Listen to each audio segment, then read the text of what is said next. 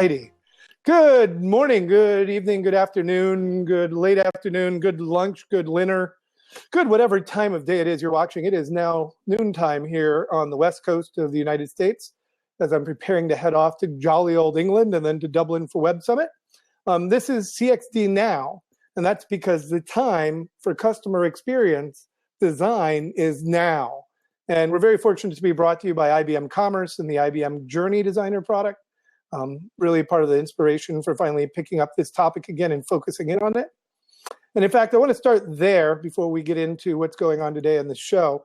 In essence, we've been talking about this idea of a holistic business strategy for a long time. In fact, if you do a search on Google right now for holistic business strategy, you will still find, I believe, hopefully, that 2 of the top 10 results are still mine, actually 3.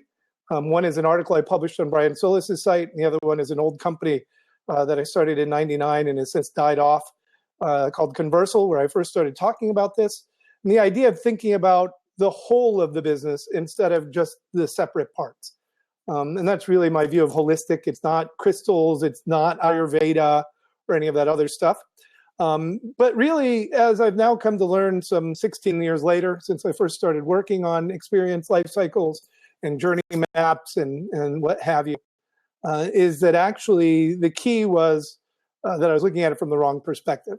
To say that we're looking at the whole of the business is wrong, and really the reality is to focus on the whole of the customer experience. And while that may be disparate language for you, in the model that I've been using and how I've been thinking about it, it's fundamentally the same. But in fact, what it is it's that whole of the business focused on the customer. And when everyone in the business is focused on the customer, that is the common cause, that is the alignment. Now, we've been paying lip service to the idea of customer centricity for way too long, which is why actually I'm working on a new post to explain this idea of radical customer centricity and what it means. Maybe it should just be customer centricity finally, or something like that. I don't know. Help me be clever, and that would be great, because I would love to get that with more people understanding it and to get more people to align around developing great customer experiences.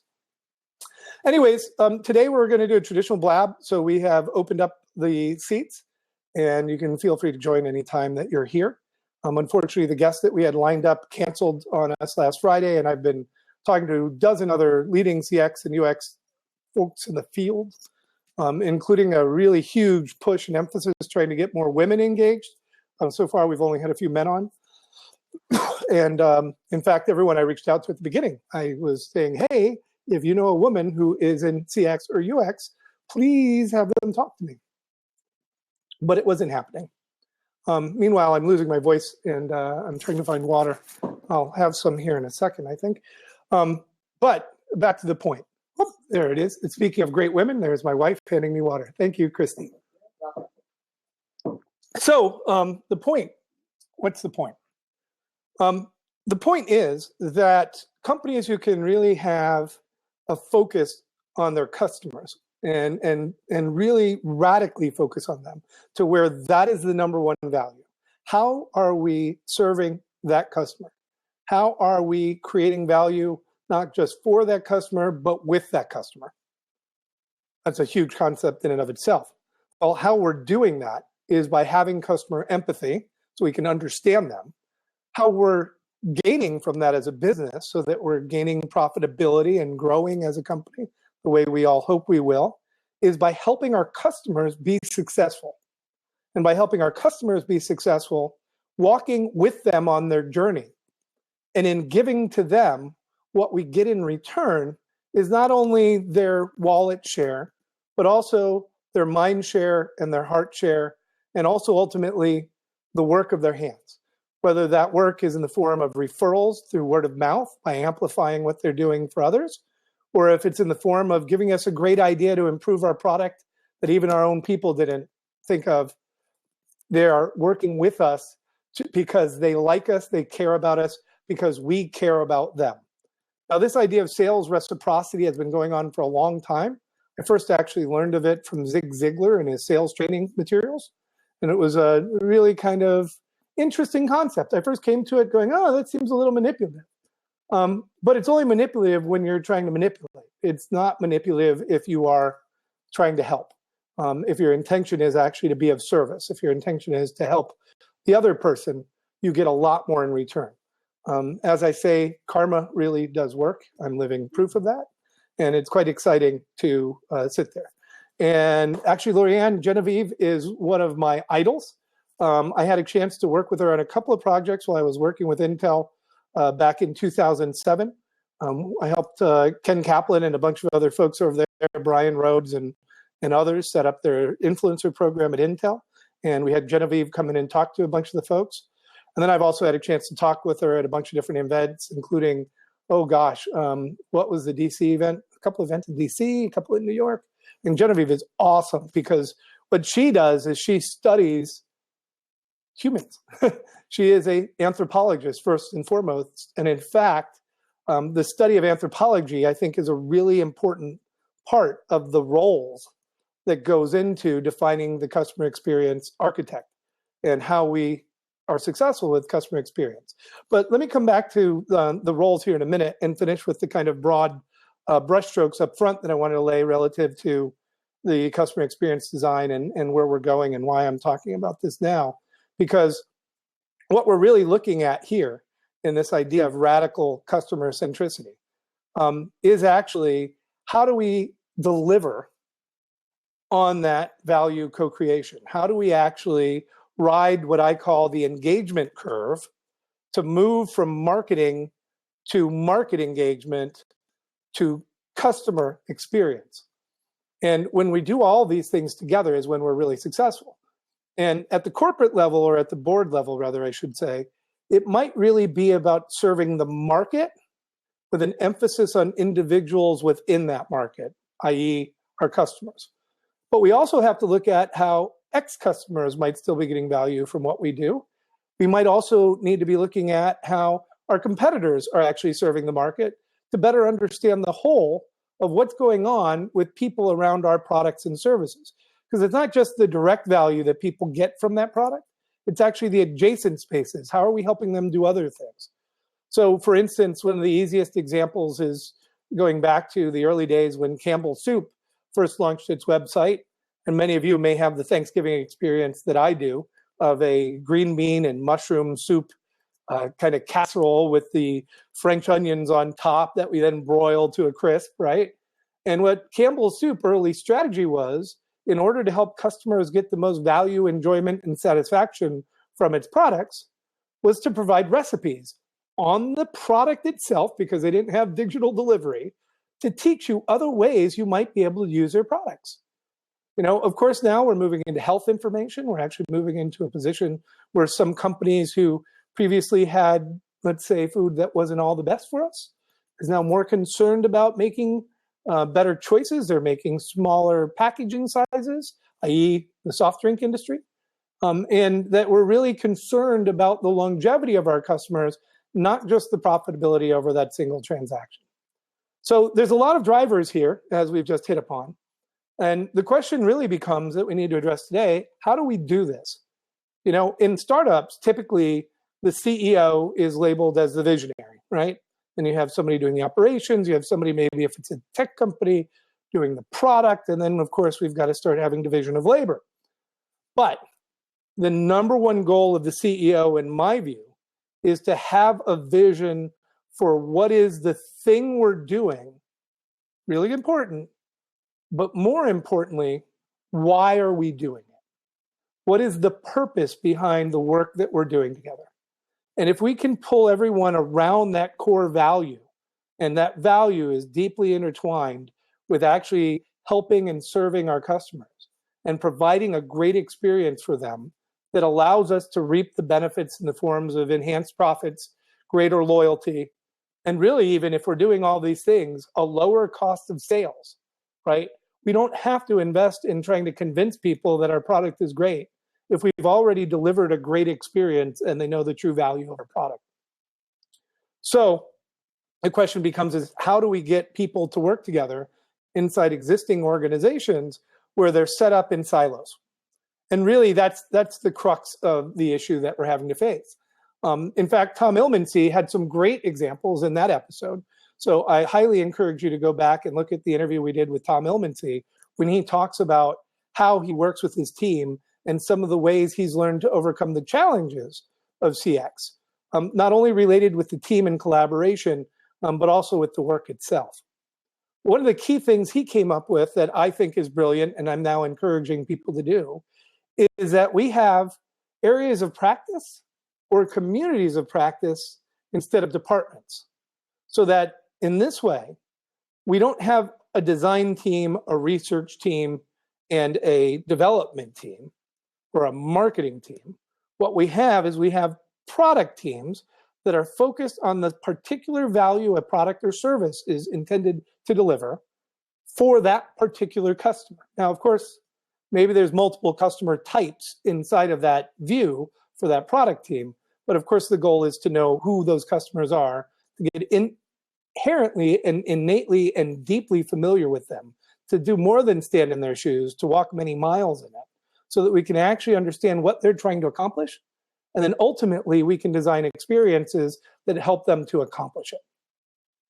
So in that way, instead of having the design team, research team, dev team, marketing team, we have a design community where people learn from each other. And that's really a secondary activity. It's not the primary activity of our work inside the company. And particularly even when we think about bringing agencies into this equation, right? They become part of the team. Yes, they have their own stuff back at the agency, but let's think of it as an agency community in that regards. What we're really looking at here, though, is the idea of this cross-functional collaboration and how do we enable it.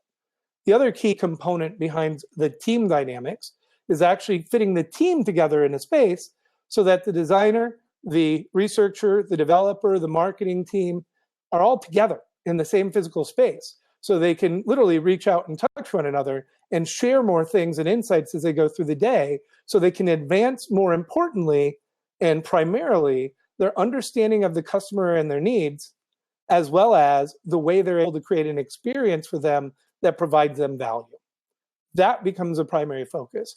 Then the design, the research, and the other practices are actually what sit back in the background that we continually improve upon and continually improve our skills in with the rest of our community.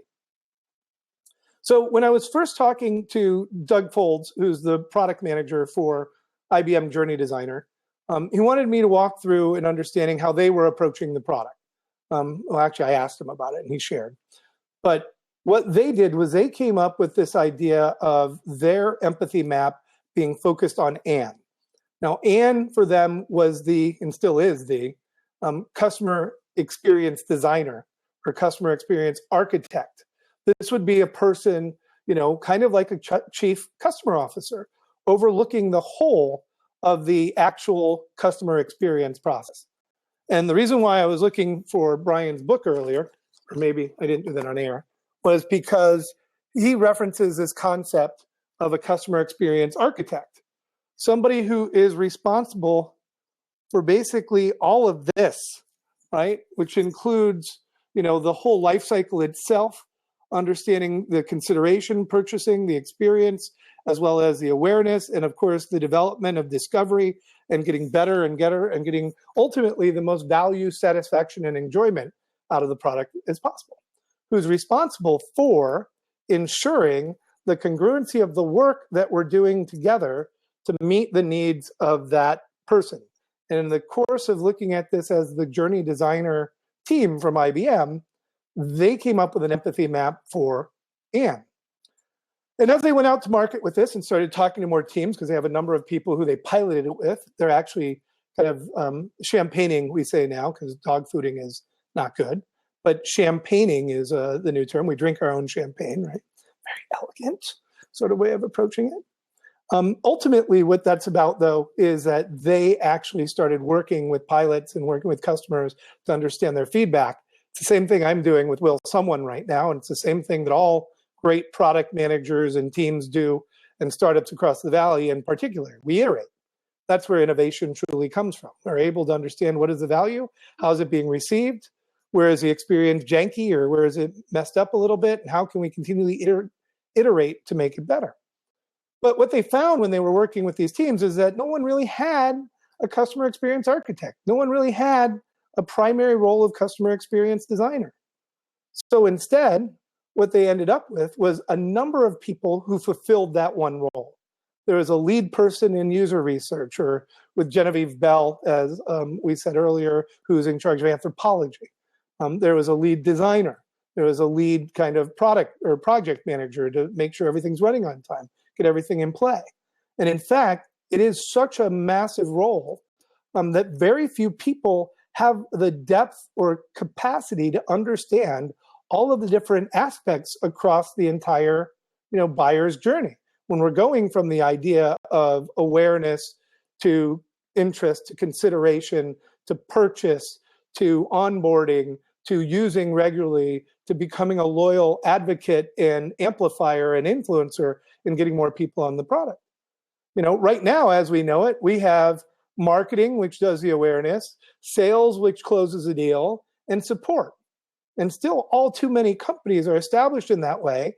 And the biggest problem I can continually hear from them is the handoff problem. Like, sales is never happy with the quality of the marketing leads. The support people are constantly dealing with customers who were sold something that doesn't work in the way that it was sold. We don't provide a 360-degree view of our products and services. And unfortunately, most of the systems investment over the past few years through CRM is focused on actually creating a 360-degree view of the customer. And then, of course, just having all this data and not really doing anything with it to help improve the product, because only certain people can access that data. But if instead the product team was the focus and we had people fulfilling all these different roles, well, that's how it can come together in a different way. And that's how we can ultimately be more successful. And that's why I really think it's so important now to embrace customer experience design. And why I think it's important for people out there who have an interdisciplinary background, who understand these various aspects, to actually start pursuing this as a role.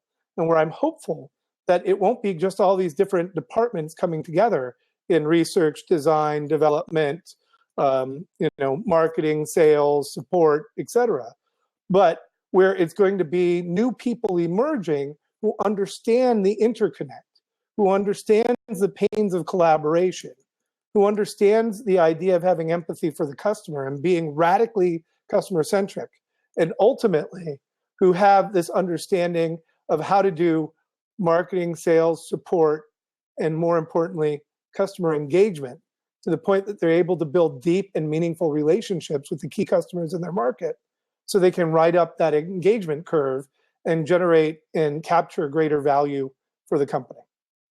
So I think I've been going on now for about 20 minutes, kind of laying out the kind of bigger issues with this. And so I'm going to go ahead and wrap this part of the episode up for now and just have this be a talk, I guess I gave, without any slides, mostly off the top of my head, which is how long I've been thinking about this stuff. And I thank you for listening to me through my rant to explain the idea of the challenges we face, why we're doing it, how we need to build a team, and what I'd really like to see in terms of bringing a new role into play around the customer experience architect. And of course, in the not too distant future, hopefully this Friday, I'll be recording another episode with Brian Solis to talk specifically about that customer experience architect and to dive more deeply into it. So thank you again to IBM Commerce for sponsoring CXD Now. And thank you for joining me here today and having a listen to what it is that I think we should be doing. And please do help me amplify and advocate for more people to enter the role of customer experience architect, customer experience designer, and even chief customer officers, if we could. Thank you very much.